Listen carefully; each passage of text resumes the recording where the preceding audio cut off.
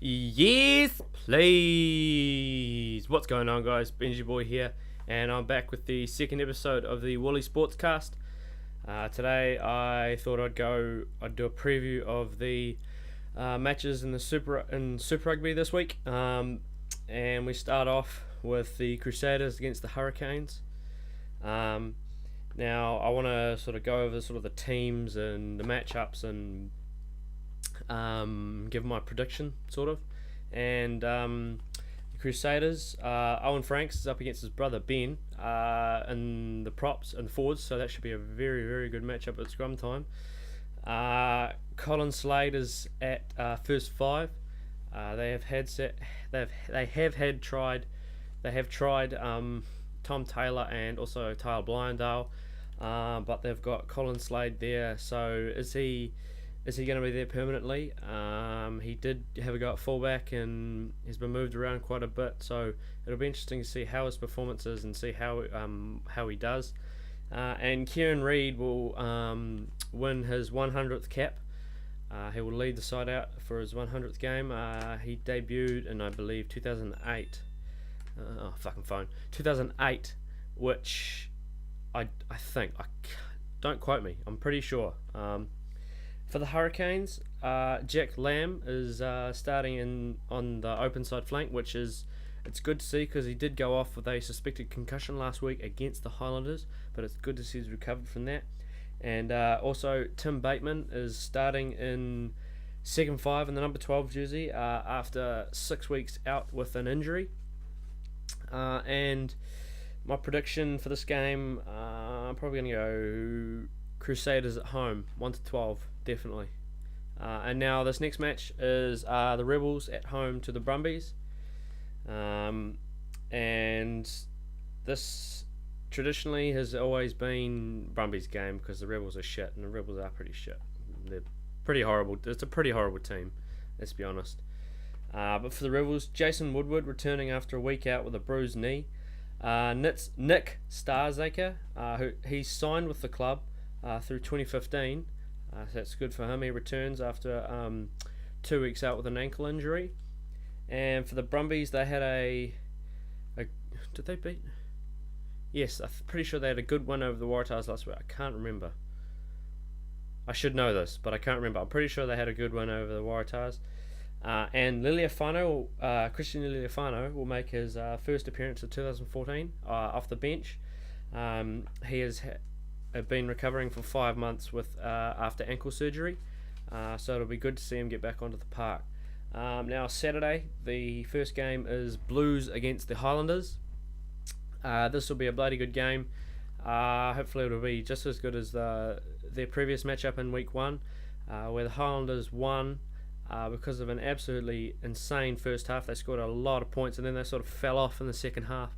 So I want to see if they can keep their foot on the gas throughout the whole game here. And for the Blues, Tom McCartney will have his first start of the season. Perry Wepu is not playing due to he suffered a minor stroke before the first week against the Highlanders, but it's just been picked up now, so he'll be out for about 4 weeks, probably maybe a bit longer, not too sure.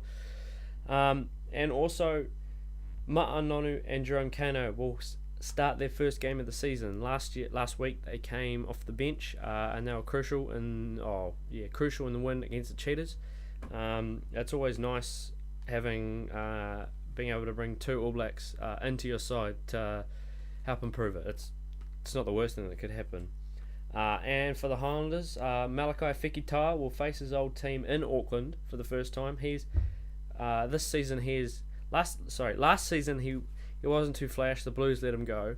This season he has been insane. He's just been such a good player. He's probably almost been the player of the tournament. And Jed Robinson and Chris King come into the front row, and also Jared Hoyata gets the nod at locking with on the 5 with Brad Thorne, my man. And I think the Highlanders are going to go up to Auckland and take it out. About my guess, probably about 18-12. That's a pick, yeah. And the next game is the Reds against the Stormers. The Stormers, this is their last game of a very long and unsuccessful road trip with games in Christchurch, Hamilton, Victoria last week, no, Canberra last week, sorry, and then this week against the Reds. So they haven't had an easy road trip. They've lost 3 games, so they're hoping to push forward and get a win to finish their road trip. And for the Reds, Bo Robinson gets his first start of the 2014 season. James Hansen and Don Shipley also promoted off the bench. And Ed O'Donoghue, he wins his 50th cap for the Reds, so that's a really good effort from him. And the Stormers, after 3 straight losses, they've rung in the changes. They've got 7 changes, most notably probably Scott Berger. He's not on the actual team, which is surprising considering he's such a beast.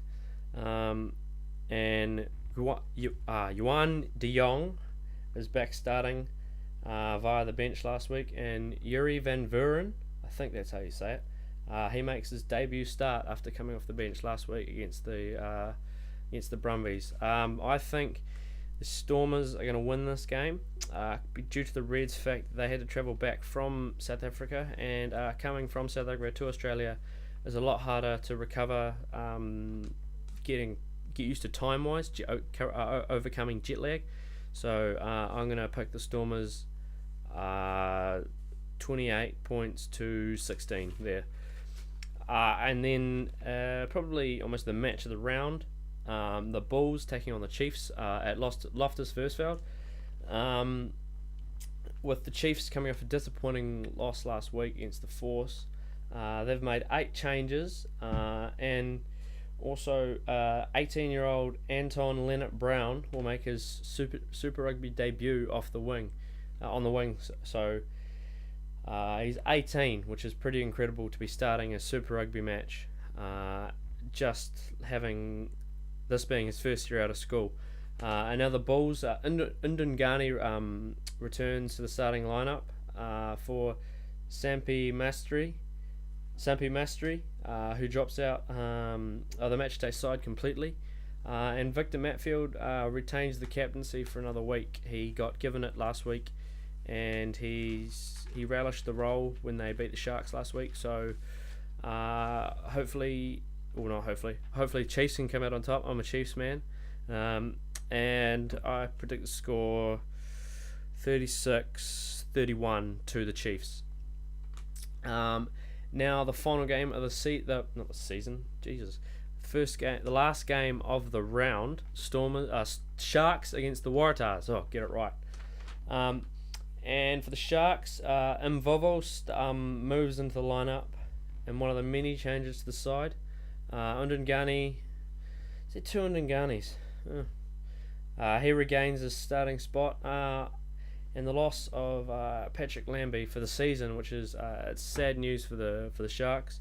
It means that Fred Zelinger gets his chance at first 5, and we'll see how they cope with losing a big playmaker like Patrick Lambie.